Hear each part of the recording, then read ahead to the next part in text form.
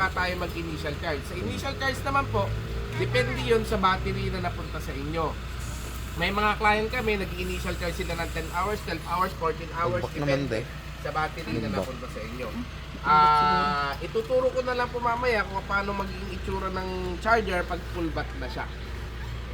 Pangatlo po, halimbawa po na maghapon yung ginamit yung unit, dire-diretso yung ginamit yung unit na low bat siya.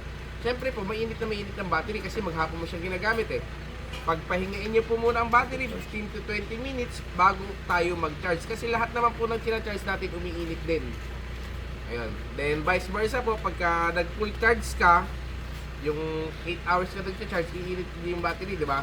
Pagpahingain mo lang 15 to 20 minutes bago gamitin. Number 4 po, pagka halimbawa po na matagal na hindi magagamit tong unit, sabihin mo lang pan, nag-out of town kayo, walang ibang gagamit sa unit. Kasi nga, wala namang tao dito, halimbawa. Tanggalin po yung connection ng battery. Bubuksan lang po itong tornilyo na to, uurong na dyan. Makikita mo na yung socket dito sa banda rito niya, doon sa dulo. May socket dyan. Eto, may socket dyan na ganyan. Hihilain mo lang yun para ma-disconnect yung battery sa unit. Bakit natin ginagawa yun? Kasi po, yung mga ganitong unit, kahit hindi mo ginagamit yan, kumakain yan ng battery. Parang sa mga sasakyan, parang mga motor din natin yan. Pag matagal, 6 months, 1 year, gano'n na hindi mo ginamit, yun na yung napupulid rin ng battery, doon siya nasisira. Pero halimbawa, pauwi ka pa lang, nandun ka pa lang sa Villa Gonzaga, pauwi ka rito, nalobat na siya. Hindi, napulid rin na siya. Sira na ba yung battery mo? Hindi. Kasi malaki pong kaibahan yung na-fully drain ka na ng matagal, tapos saka mo i-charge, saka yung na-fully drain ka ngayon lang, tapos pagpapahingay mo lang ng 15 minutes, saka mo i-charge, pero malaki po ang kaibahan nito. Ayan. Pwede po siyang mabasa, pwedeng i-car wash, wag lang ilulusong sa baha, wag lang din gagamitan ng pressurized car wash, tsaka kapag sobrang lakas na ng ulan, wag na rin gamitin. May mga parts din na hindi pwedeng mabasa sa kanya. Parang dito pa sa loob yan. Yan po nagtagpo-tagpo yung mga wires. Yan. Kaya kung magka-carwash po kayo, huwag nyo nang tutukan ng tubig dito. Punas-punas na lang sa part na ito. Ang mangyayari po dyan, kung halimbawa nabasa nyo dyan, yun po yung pagka-on mo, kusa siyang nagbubusina kahit hindi mo pinipindot kasi grounded. Or kusa siyang nagsisignal light kasi grounded. Magagawa naman, gagawin lang natin dun, papatuyuin lang natin yung mga wires niya. Pero kung talagang sinira niya na maaring masunog din yung wires niya pagka grounded, papalitan natin, ganun ang mangyayari. Or ito po, isa rin to, yung charging port. Dito po tayo nag-charge. Pagka halimbawa po na nag-car wash ka, nabasa mo dyan, okay lang naman. Huwag mo muna siyang chargean pag basa. Patuyuin niyo po muna ang charging port bago tayo mag-charge. And then pangatlo po, kaya sinabi ko kanina na huwag niyo ilulusong sa baha. Ito po, dito nakalagay, yan yung, to. Yan nakalagay ang main controller natin. Pagka nabasa kasi yan, pag nilusong mo sa baha, baka bababad yung main controller natin, doon siya masisira. Mapapalitan naman, pero syempre gagastos na naman kayo, sabi ko nga. Talsik-talsik ng ulan, walang problema yan. Huwag lang talagang babad. Nabababad siya sa tubig. Okay. Every 2 months, sabi kasi ng company, every 2,000 kilometer, magpalit tayo ng gear oil. Pero para sa akin, ayoko sundin yun. Mas kasi yung 2,000 kilometer, medyo may kalayuan yun. Malayo yun. Para sa akin, every 2 months mas okay na yun kasi mas mura ang gear oil kaysa transmission. Ang transmission po nito nasa 5.5. Ang gear oil po, makakabili tayo ng 100, 120, 150, depende na yun. Kaya every 2 months lang naman. Di ba po? Kaya ano na lang po. Tuturo kung hindi nyo po madala sa pwesto para palitan ng gear oil, pwede na lang din po kayong bumili ng gear oil, kayo na lang din maglagay. Or meron naman siguro mga motor shop dito, pwede sila na lang din na maglagay. Turuan ko na lang po kayo, sir.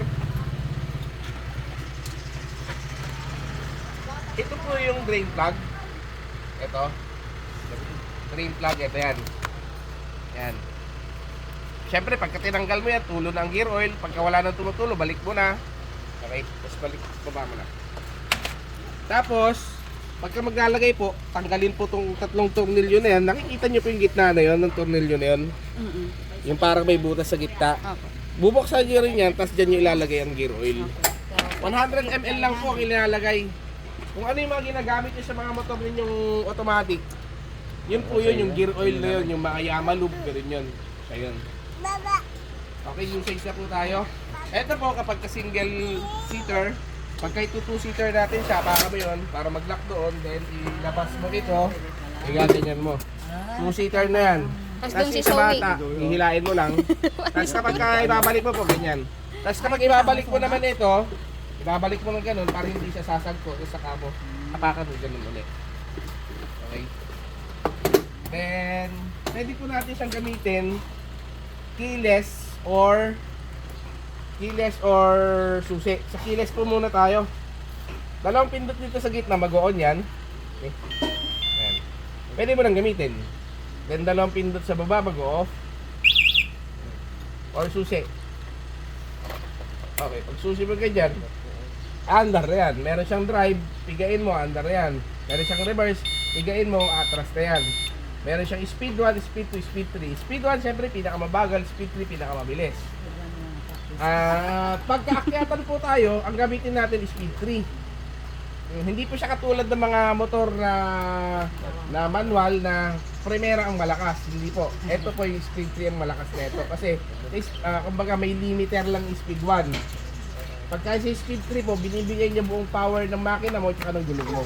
Kaya pag akyatan, speed 3 po gagamitin natin. Yung nga lang, medyo may katakawan sa battery pagka speed 3 lagi tayo. Ayan po. Signal light po, pa-check. Yung likuran po, kung gumagana po. Okay. Okay, sa kabila po. Ito po, gumagana. Okay, yung ilaw natin, gumagana po. Okay, busina and wiper po. Okay. Ayan po, dapat yung gagana yan. Kasi sinabi ko sa pag-drive, gagana na dapat, di ba? Pero ito hindi pa gagana yan. Kasi naka-activate yung sensor. May sensor kasi yan, may sensor yan. Ini-activate ko siya. Tanggalin mo yung isa, hindi pa rin gagana yan. Kasi meron pa yung isa.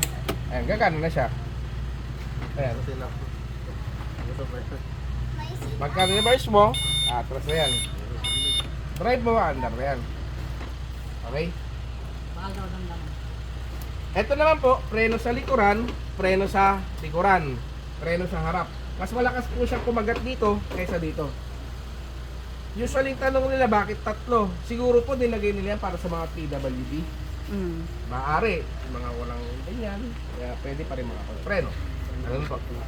Then, ito naman po, yung halimbawa naman po nilock ninyo siya, nilock ninyo. Halimbawa, gusto ko siyang kunin. Halimbawa. Ayaw. Huwag ka dyan, oh. Ano ba yan? Pag-lock na yan.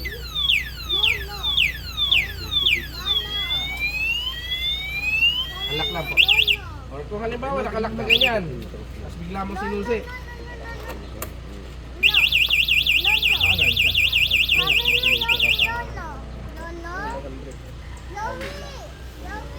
Meron po kayong extension wire malapit na pag... Kunin mo yung extension, daddy. Ay, Hindi abot, extension na lang. Extension. anong iangat mo nga konti? Ano? Alis ka dyan, Chindi!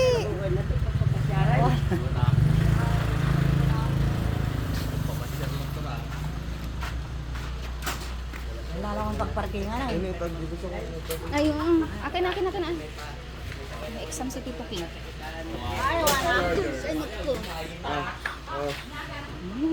Wow, may rose. May sasakyan ka na, anak? Sa'yo ba to? Sa'yo to? Wow!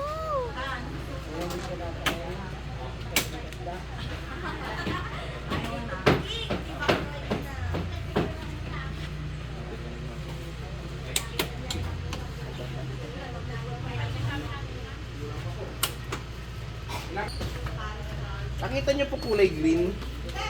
Saan? Kulay green po, kulay Ay, green. opo. Pag sinaksak ko po at nagkulay red, ibig sabihin charging yun. Ah, okay.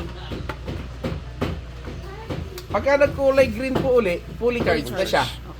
Okay, mga common problems na na-encounter ng mga client namin. Sabi nila, Sir, nagamit namin siya ng 3 days. Yung iba, nagamit namin ng 1 week, sabi niya.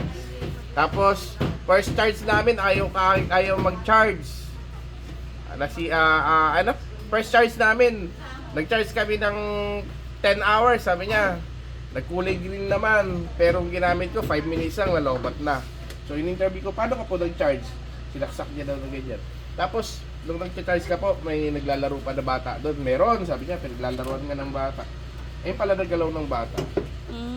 Nagkulay green. Akala niya, nag-charge. Eh pala, naputol lang pala yung charging. Unang-unang mali niya, hindi niya sinaksak mabuti. Ginanyan niya lang, oh. Ginanyan niya lang, charge lang. Dapat isaksak niyo mabuti. Then pagka nag-charge mo, huwag na po magpalaro ng bata dito. Then sigurado magagalaw at magagalaw nila yan. Pangalawa po, meron pa kami ibang client. Sabi nila, ang charger po hindi kasama sa warranty yan, ha. Wala siyang warranty. Kasi pagka sa supplier po, hiwalay din namin binibili ang charger. Eh ngayon, kayong mga end consumer, alangan naman unang bilhin nyo pa, pabibili ko na kayo kaagad ng charger. Kaya sinasama ko na kaagad sa unit. Okay. Ngayon, may mga client ako, etong unang nasisira sa kanila. So, in-interview ko sila, bakit nasira kaagad? Yung charger daw, sinasama sa unit yan, sa basket o doon, para kung saan daw sila abutan ng lobat, doon na sila makikicharge. Mali po yun. Unang-una sa lahat, sabi ko na kanina, di ba meron tayong battery indicator. Alam mong hindi ka abot, ba't di ka pa mag-charge? Pangalawa po, hindi siya pwedeng napabagsak, hindi siya pwedeng natatagtag. Siyempre po, pag nandiyan sa basket, natatagtag siya, kumakalas po ang IC, doon siya nasisira. Meron naman akong isang client, hindi naman daw niya nilagay dyan, pero nung sinaksak nila, pumutok. Normal po na malalaki ang butas niyan. Yan. Kasi 8 hours ka nag-charge, iinit din ang charger mo, may fan siya. Okay. Ngayon, dito siya pinasok nung binuksan namin, may insekto sa loob, may ipis sa loob. Yun ang sumira. Nagkaroon ng short circuit sa nung binuksan namin. Yun nga, dahil malalaki ang butas, ingatan na lang po ninyo, papasukin siya ng insekto pagka hindi niyo po iningatan. Yun yung in-interview ko, saan niyo po nilalagay yung charger niyo? Nandun sa drawer niya daw sa kusina. Alam naman natin, nasa kusina lahat ng klase ng insekto. Ayun, kaya po ingatan lang po talaga itong charger. Available naman po sa pwesto, yung nga lang, gagastos na naman kayo, sabi ko nga. Ayun po. May question po? Wala naman po. Question, halimbawa nga sa drive ka, drive 1, umaandar ka, pwede mo bang pinutin ka agad sa drive 3? Pwede. Pwede ka pa mag-ipis sa drive 3? Pwede. Sa gear po. Yung gear oil lang, walang ibang lens na fluids yan. Ala sir, yung gear oil lang tayo.